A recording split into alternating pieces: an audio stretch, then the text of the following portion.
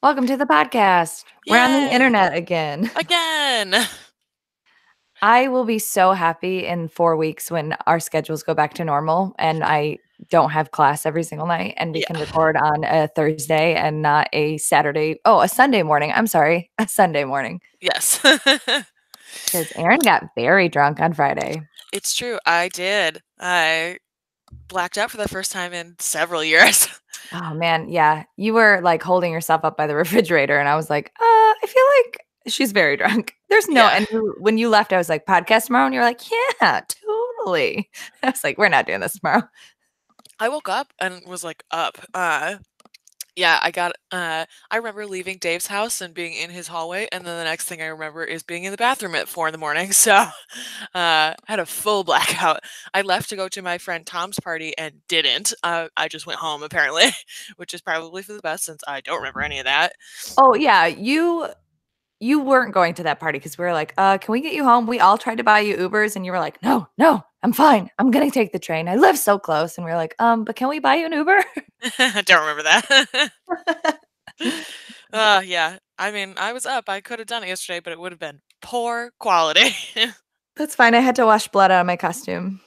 Yeah. Yeah, So, yeah, yeah. but it It all was a came great out. show. It went really well, so it was the right one to be celebrating for.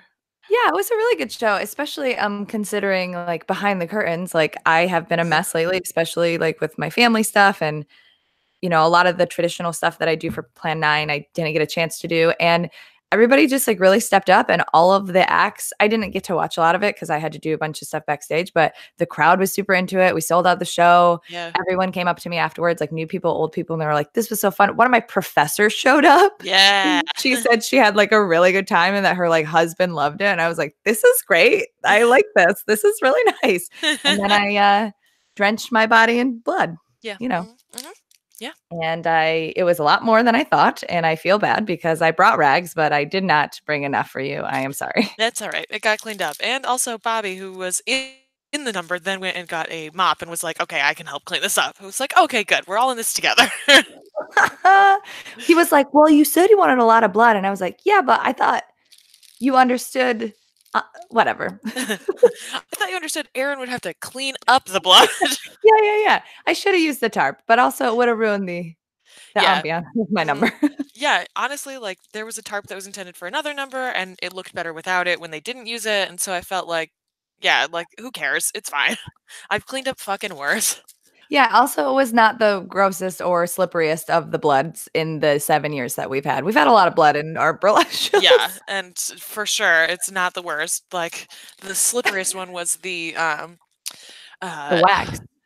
the wax was super slippery, the boiled eggs were super slippery, and also, when I don't remember what his name was, their name was, they did a, like, Hitler masturbating with Jesus number for the Unbookable show, and they used blood too, and that shit was slick. It, like, would not come up because it was based with something different. So, at least this was not that. Yeah, this one just was like dish soap. Yeah. So, Yeah. anyways, Anyway. so much weird stuff happens in burlesque that I'm sure you didn't realize. Eggs and blood and Well, Jesus statues, yep, all kinds of shit. all kinds of things. Fist fucking cakes, Yep, mhm. Yep, It's there all was a it's a fisted cake, that's right. it's a unique art form. How are you other than hungover? I'm alright, yeah, I'm hungover, I'm experiencing day 2 of a hangover. Um, yeah, I'm fine. I had my last day at work this week, so I no longer work for my company, my ex-company. She did Uh not steal her chair. I tried, and then one of my coworkers ratted me out. The concierge at the front desk was like, "Yeah, you should take that chair."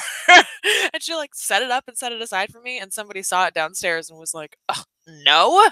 And I talked to my boss, and I was like, "You know no one uses this chair, and no one is gonna use this chair, right?" She was like, "Yes, but we can't let you take it." And I was like, "But what are you gonna do with it?" She was like, "Well, it'll probably go in storage." It's like, What a "Whatever." bit. Whatever. Well, the important part is that you tried. Yep, that's true. I did try and I had a good plan and I did enlist the people who work in the building to help me and they were into it. So I know that I was justified. So funny. Yep.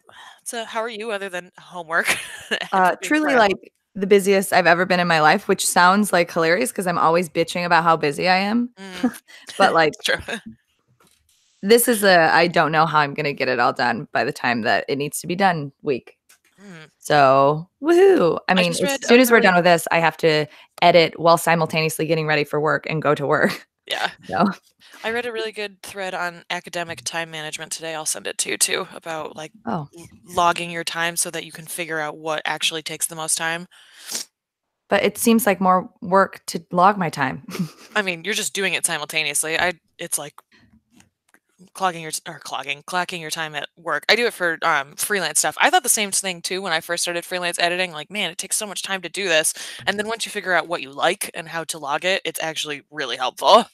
Okay, I will look into it. Are you wearing any wrestling merch? I am wearing my Zack Sabre Jr. This Wrestler Armbars fascist shirts because it's what I wore to AAW last night and I fell asleep in it. Yeah, I'm in my pajamas and I am not wearing I think I'm wearing my Birdie B sweatpants. Does that Ooh, count? yeah, sure. Sure, Nice little whatever. adjacent accoutrement.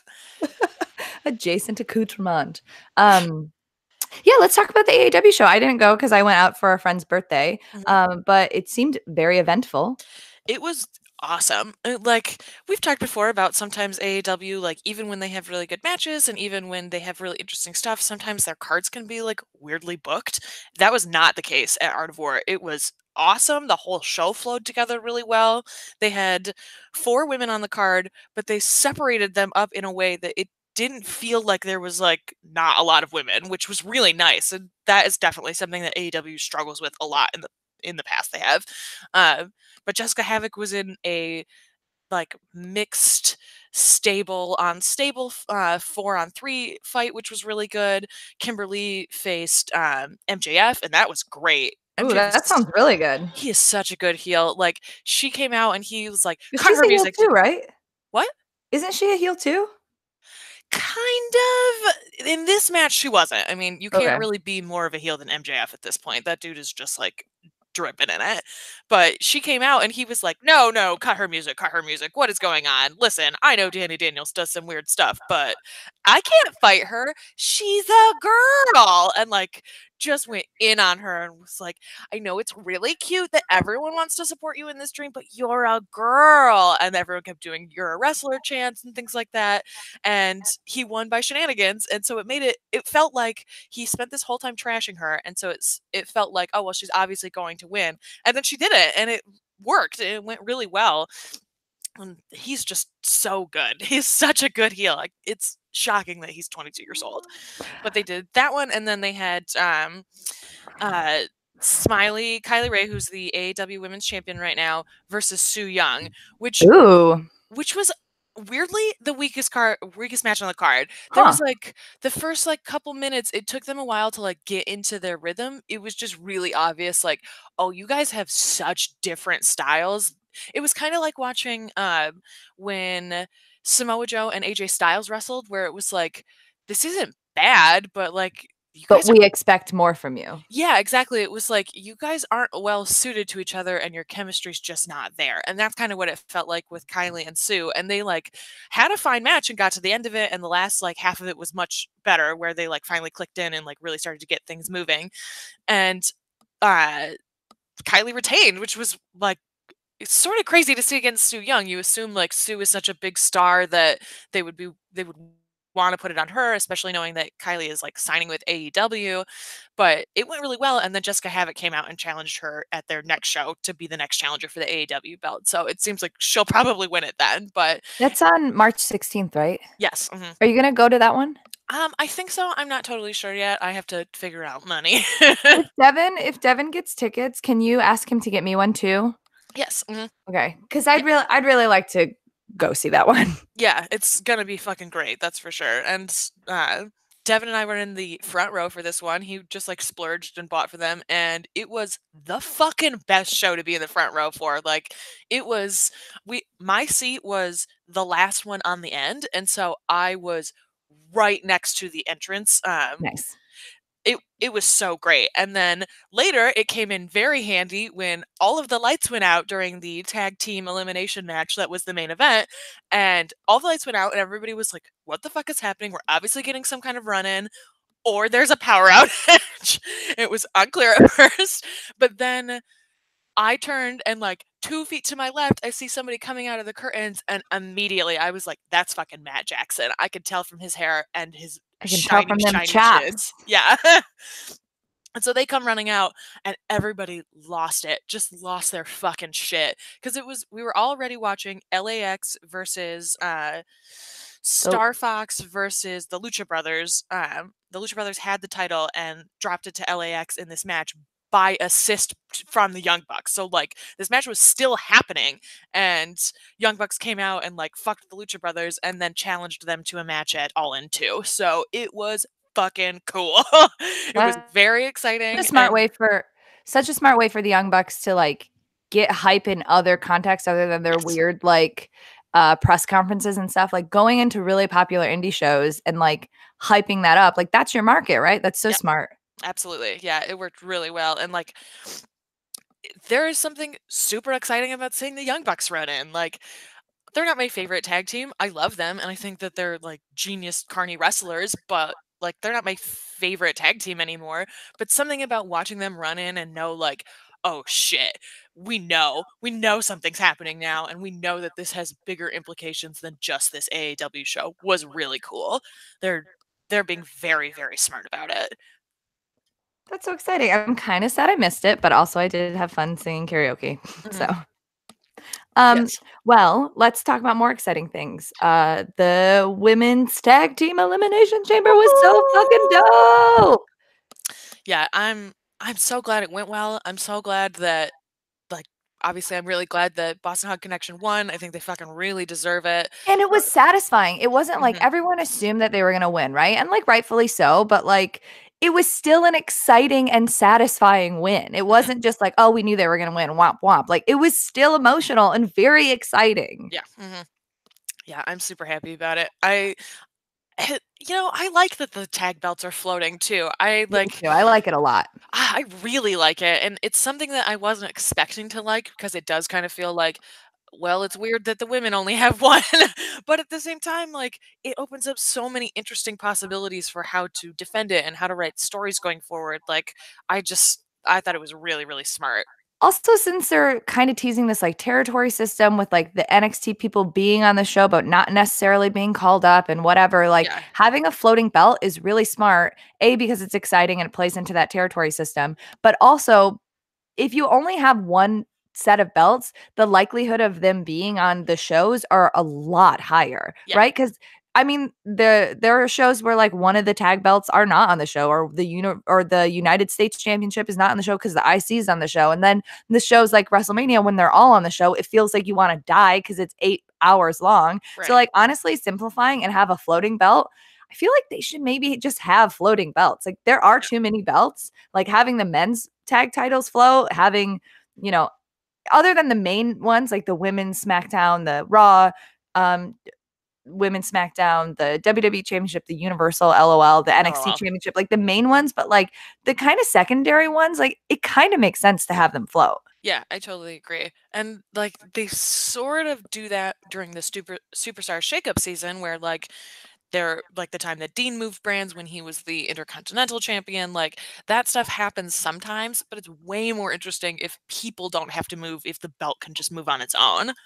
Yeah, agree. Especially with mixed pay-per-views, like everyone's both brands are at every pay-per-view now. Like there's no excuse not to do something like that. I was just so like objectively, I think the women's elimination chamber match was better than the men's one, but I think that the men's one should have gone last because the story they're telling with Kofi, like overall as a match, the women's tag chamber match I think was better, but the story and the ending of the elimination chamber, the men's one, I think that they made the right call to make it go last because the Kofi hype is so like Yeah. exciting. It's so And they both organic were good too. matches, but I was just so happy because you know, the elimination chamber matches start weird, so it always feels weird until they get like a flow. So Yeah. there's always that like, ooh, and it's the second one they've done. I know it's a tag one and not a singles, but the second Women's Royal Rumble kind of blew. So like there's Yeah. that like sophomore slump scare, and it just lived up to the hype, and I was just really glad. I'm glad the Iconics got some really good spots. Like they were very Mhm. funny. They actually got to wrestle. They had the first elimination.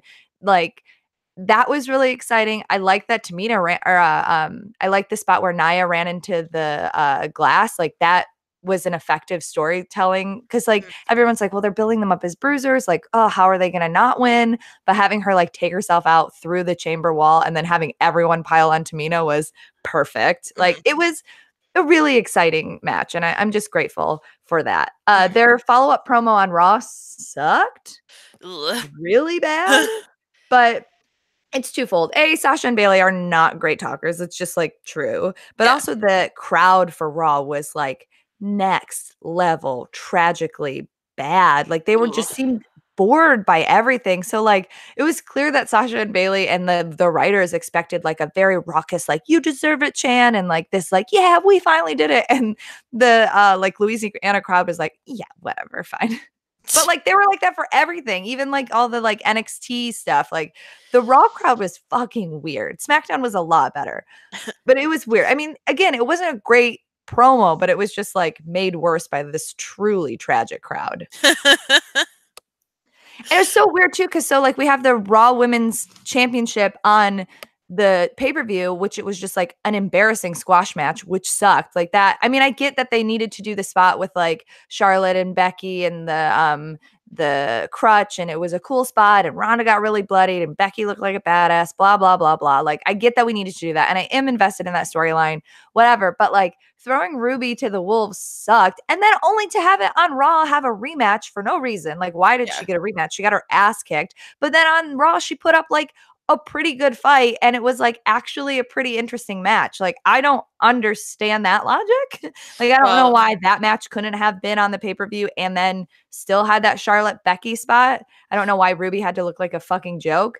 I mean, yeah. I'm glad she got a little redemption, but like, stupid. Well, the reason that they redid that match on Raw was because Seth was supposed to be a huge part of Raw and is not cleared to wrestle. And so they had to redo, they were writing Raw as the show was happening. They were like Monday And you could Nitroing it. fucking tell. You Yeah. could really tell. And there were And some exciting things that happened. Like again, I mean, weird and exciting though, because like Gargano and Ciampa pinned DIY, the newly crowned champions. Like that is crazy and weird. wait, And wait, like, wait, wait. You just said that Ciampa and Gargano pinned DYI. oh, okay, sorry. DIY pinned the Revival, the newly crowned Raw champions, which Oh was shit. insane and super weird because it's like on one hand I'm really excited because the NXT guys finally are looking strong, but also like the Revival just won, and also that's embarrassing. Yeah. I mean, You know, it makes it seem better that like the NXT guys both on Raw and SmackDown won all their matches. So like they yeah. were really trying to push them. Like it was very satisfying to watch Aleister Black come in and kick everybody's faces. Even Always. though his cool ass entrance, the Raw cameras do not know how to film, and you can see like all the bells and whistles, and it Ugh. makes it way lamer, frankly. But still him kicking people in the face. Like on SmackDown, it was really fun because he was wrestling CN. So it was like Alistair and Cien having this really good match because obviously they're great wrestlers, but also Zelina, who is married to Mhm. Alistair in real life, but is Cien's manager in kayfabe. It was just like a funny, like behind the scenes, like Mhm. dumb thing. And I also like there's something so satisfying about watching Alistair and Zelina interact in character where like I like it they're a lot. both so fucking good that if you just presented them with no information to anyone else, no one would know that they were married because they're so good at their jobs that they like really know how to keep it professional. And I just love that. I think that shit is great. That was really, really good. Um, Ricochet looked good too, but I think personally, Aleister Black is one of my absolute favorite wrestlers. The Black Mass is my favorite finisher. Like, whatever. I'm not gonna not pop for him. I love him. And Yeah. Gargano and Ciampa looked strong as hell both nights. Ricochet looked good, and I think people really popped for him. But his matches on both on SmackDown and Raw, I was like less interested in. Mhm. Apparently, he was supposed to have a one-on-one match with Finn Balor, and then they realized right before it was supposed to happen, it makes no sense to do that. Yeah, because they're like both supreme baby faces. Yeah, and also like Finn just won, and also you don't want to just throw Ricochet away.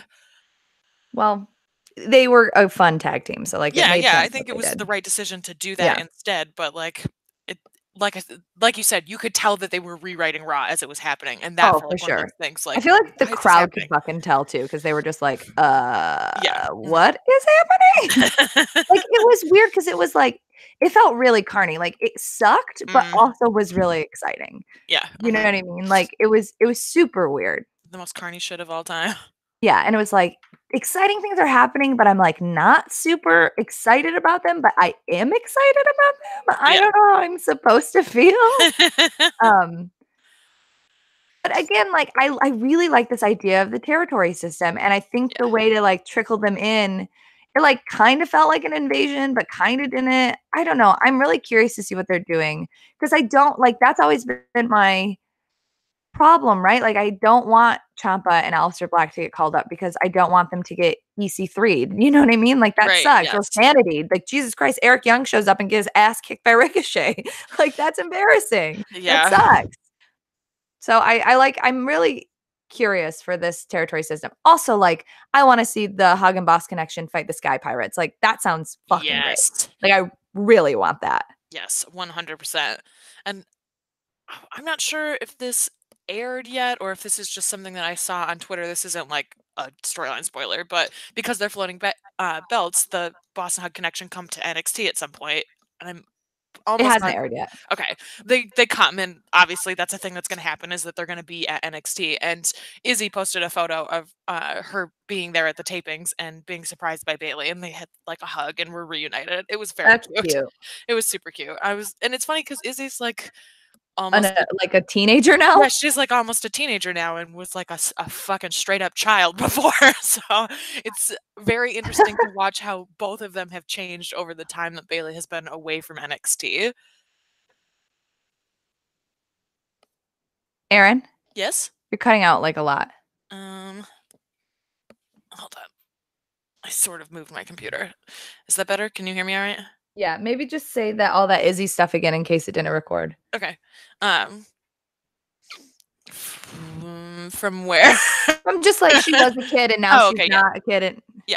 Um, yeah, and last time Bailey was at NXT, Izzy was like a literal child and is now like a full teenager now. And so it's really interesting to see like both of them have taken this journeys and like I feel a certain way about Izzy training as a wrestler as someone who's very young, but at the same time like she clearly loves this and is like really interested in pursuing it, and it's just cool to see Bailey come back and like reinforce that with her of like, yeah, this kid gives a shit and like this kid is almost not a kid anymore. I just thought it was great. It was very heartwarming.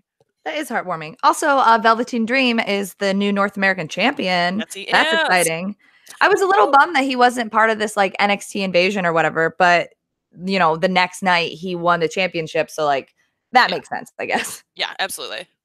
And good for him. Like he's been on a lot of takeovers and has a decent amount of W's, but like having a belt is definitely something that he needed. Right, And like they're exactly. obviously not going to take it off of Champa for no reason. And Yeah. so giving him that North American secondary title like makes a lot of sense. Yeah, and it's like we talked about for fucking years. Like you have to have an intermediate belt on NXT for this exact reason. Like you're totally right. There's no reason to take it off of Champa just to give it to Dream right now. But this is a great way for Dream to demonstrate, yeah, I can hold a belt and I can be really fucking good at this. I really don't know who's going to take it off of Champa because even if you finish like the saga of Champa and Johnny does get the belt, but like Champa's never not going to fight Johnny. Yeah. I guess Adam Cole, maybe. I don't know. I really don't know. I feel like it's gonna be Matt Riddle, to be honest. He has so much fucking hype behind him right now, and they're That's hot as fair. hell on him. That's fair. I feel like it could be him. I feel like it could also maybe be Keith Lee. I know they're super hot on him just in his like, I'm not on actual NXT television all that much right now, but I exist and I am working house shows. Like it seems like they're really hype on him for that too. So I could totally see him come in and like kick Ciampa's head off, basically, even though he doesn't actually do those moves. But I could see that happening. Speaking of NXT, they have a bunch of new signees, and one of the new signees is Karen Me, aka Karen Q. I didn't Amazing. know I love her that. so much. Oh my So excited god. for her. That is so exciting. Oh, she's so good. That is such a good opportunity for her. Also, I just love yelling, "Come on, Karen!" Yes. It does Absolutely. make me a little sad because I'm gonna miss her tag team with Yeah. God, I always forget her name. Not Karen. Yeah. Yeah, I'm gonna miss her tag team with Not Karen. Her name on WoW is Chantilly Chella. She's like a Oh, Coachella like groupie, which is actually a perfect gimmick for her. that is really good for Um, her. God, because it's Ray Karen. something. No? No, Raylan, that's Raylan. Raylan. That's right. She's great too, and I am gonna miss the Bones of Contention because they were funny. They were like one of Yes. the funniest like tag teams, like comedy matches. Like they Yeah. were so good. But again, I'm so happy for Karen. And if they are gonna do like tag teams, like her and Zia had such a good back and forth and rapport during the Mae Young Classic. Like they would be a really interesting tag team. Yeah. But also, like she would just be great as a solo wrestler. It'll be interesting who they keep as solo wrestlers and who they team up because I know that they were Yeah. teasing Candice teaming up with somebody too. So like we'll see. Yeah, I could do that. And I've also seen I think it's actually Zaya and Mia Yim have been teaming together as well because they're Cool. like we're badass basically. That's awesome. Which Yeah, like I think also great. I haven't watched all of NXT from this week because busy as hell. But I did see that Mia either fought or challenged Shayna, Yeah, I think she which is challenged funny her. because they're like IRL best friends. Yeah, they literally live together. I think it's very funny. Um, one thing that we haven't talked about is Asuka came back to SmackDown, Oh. only to be pinned by Mandy Rose. Oh yeah, I did see that. So fucking stupid.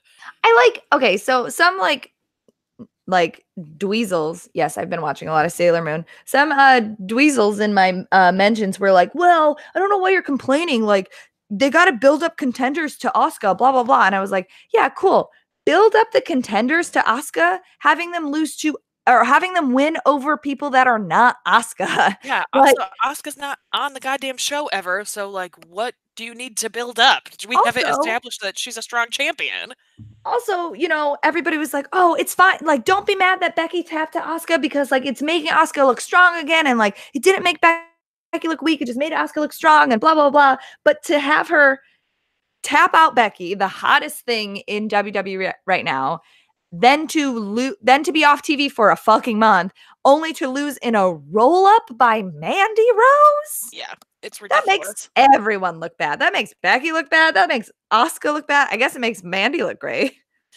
I mean, But not kinda. even. It doesn't even, it doesn't even make her look great. It makes her just look like it She's just getting a makes push it for no seem reason. more fake because like, oh well, we don't know what to do. I don't know, put it on, let the hot blonde one roll it up. It doesn't make her look stronger, in my opinion. It just makes it look like they don't know what the fuck to do with anybody, Yeah, including Mandy.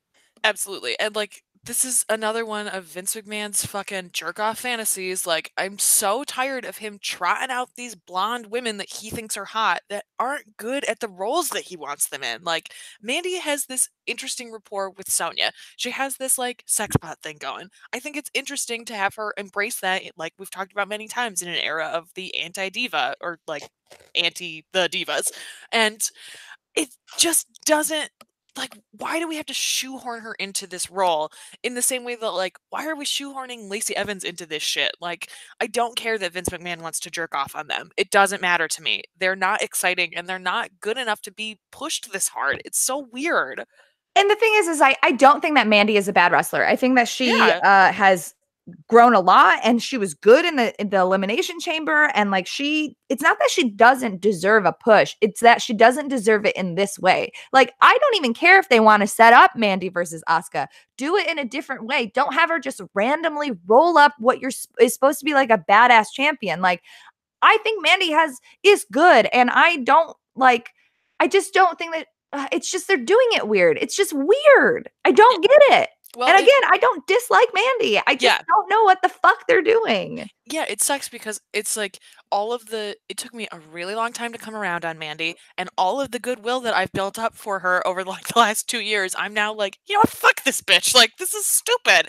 And it blows because I know it's not her fault that Vince thinks she's hot, but it's weird that, like, as an audience member, I can just read that from these really dumb segments. Like, oh, there's no reason for this other than you're blonde and hot. Like, it Well, at just, least she's, it's like, actually insulting. wrestling Yeah, and true. isn't just coming out and walking around. What is the I saw the funniest fucking tweet about her the other day. I cannot remember who it was, but someone said, "Buying your clothes at ModCloth is not a wrestling gimmick." That is so funny. It's so accurate too. I fucking love it. She just comes out and walks and then is like, nasty, and then leaves. And, like, apparently there's rumors that she's gonna get this huge push, and, like, it's so painfully awkward. Like, you just have her come out and walk around? You Yeah. called up Nikki Cross. I don't understand. Yeah, for real. She's also, like, on the poster for the, like, #1 contender for the SmackDown Women's title. Like, why? We've 'Cause seen they're her do probably gonna make nothing. her the #1 contender, dude. I hate it. I hate it I so hate it much. too. I honestly, like, I just wanna start, like, an anyone but Lacey campaign. Literally anyone else on the roster. Fuck, let Dana Brooke do it. I don't give a shit. Poor Dana Brooke. This Bless her heart. this poor, poor woman. She's so athletically talented. I wish they would just let her wrestle. Like, come on. Oh, well. Wrong kind of Um, blonde, I guess. yeah, right? I'm only gonna say this once because I don't actually wanna talk about it. Corey Graves is trash, and if you think that Carmella is at fault for anything and you're gonna be a dick about it, go fuck yourself, okay? The end of the story. Yeah, 100%. Absolutely. That's all I wanna talk about for that. I would like to make one quick point about that is that people were so quick to throw Carmella under the bus, and then after like a full 24 hours of her getting her whole fucking life dragged, we found out that Corey Graves had been separated for almost a year, and so she did literally nothing Literally wrong. nothing wrong. Yeah, so just want to make sure everyone knows that. Like, yeah, if you're sleeping with a married man, like maybe reevaluate your choices and why it's happening. There are acceptable times to do that, but like they were separated. It's totally cool for her to have had literally any kind of relationship with him from her end. Like, he's a piece of trash. That's not her fault.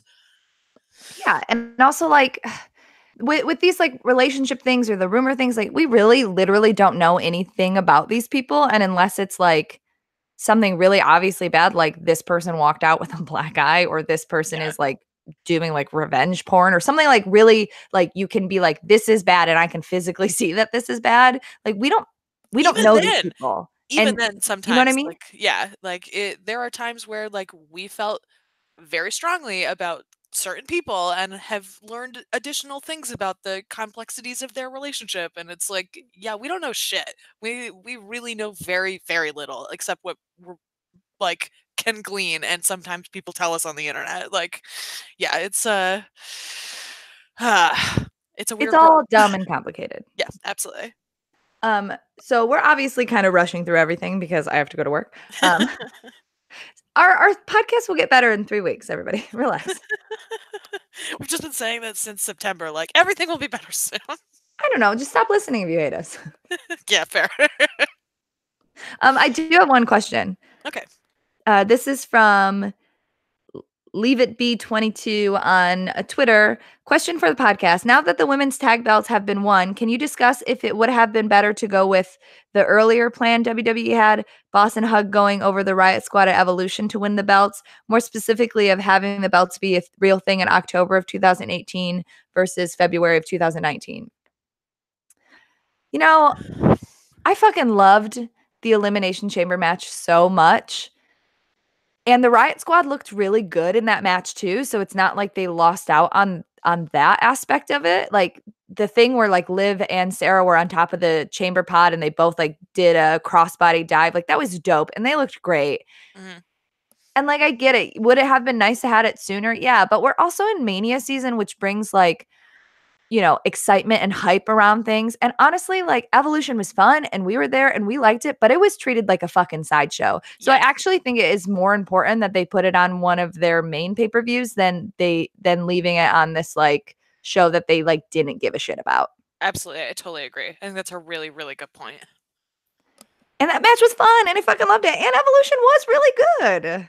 Yeah, and I agree. I think it would have been nice to see those belts a little sooner, but I mean, it's Mania season. Like, this is when new people start watching. This is a really good time to introduce something as new during this season.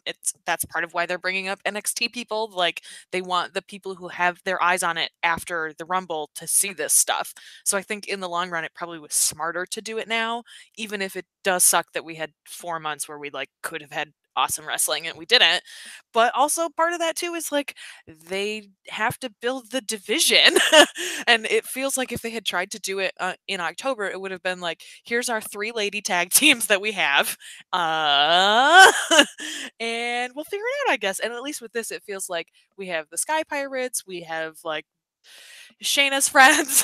I don't know if we have a name yet. Yeah, Shayna's friends works. Yeah, Shayna's friends. Like, we have stuff that's like, and like we were talking about Mia and Zaya and Candice and her teaming with other people. Like, it feels like they really needed these 4 months to build up all 3 brands, women's tag teams, to have it actually be a floating. So it wasn't just like, here's the Riot Squad and that's it. Like, Absolution had kind of fallen into a different place at the time. Like, they could have arguably also done that, and the Iconics were there, but had not really done anything as tag team wrestlers. So I think that this time was really important to build this up. And like, at the time, did I want them to do it immediately? Yes. Do I think that it was the right time to wait the 4 months? Also, yes.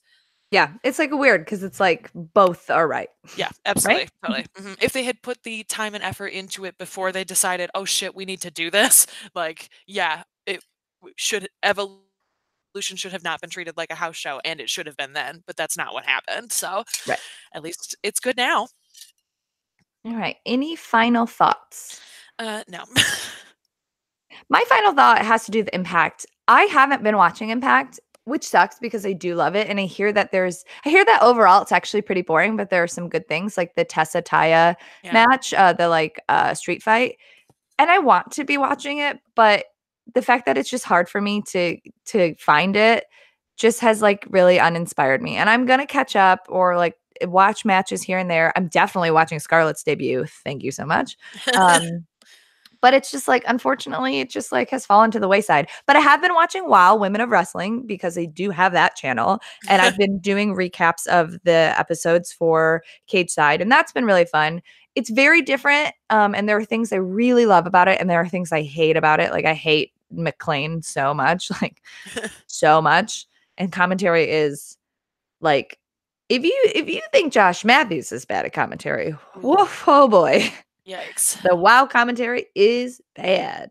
Ooh. But there is some really good stuff. Like the story they're telling with Tessa Blanchard and The Beast, who is fucking great, is awesome. And there's some really, really fun stuff there. And I'm glad that I get to watch something else that's not WWE related and it's easy to access. Like, but I will get back on the Impact train. It's just, they made it hard for me. Yeah, they made it hard just in general to watch, full stop. Like, it is way hard. It's so weird that like it's been on weird TV channels before, and yet somehow this is just like, wow, this is impossible.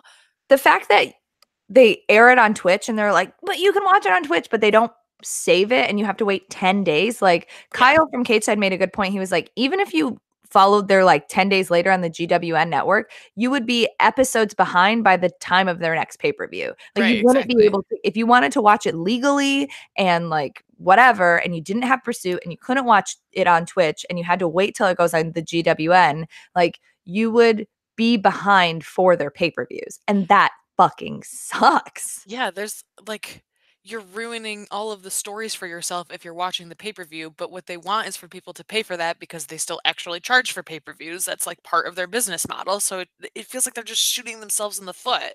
I mean, that's like the tagline of Impact and TNA, right? Yeah, like, you're right. You like us? Let's see if you can continue to like us. All right. We're going to make it real hard. That's it. We'll be back later. We're recording Every Mania Ever next week, so you'll have one of those soon. Yep, that's coming up soon. We're into weird years. Shit I've never seen before. Yeah, this is the Wild Wild West of WrestleMania. We've got like 12 of these before I'm like kind of back on board with people that I knew from before. Yeah, it's gonna be a weird time in our WrestleMania romp. WrestleMania romp. Yeah. That's the thing. Sure. Okay.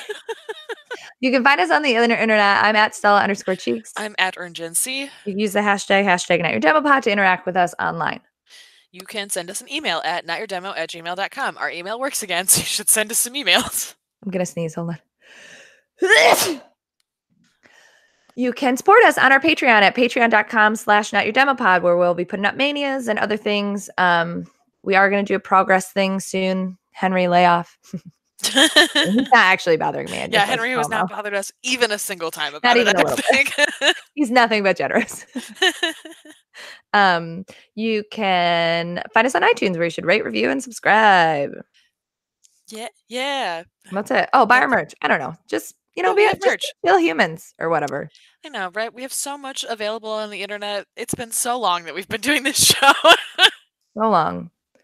And if you're in Chicago, make sure you vote on Tuesday.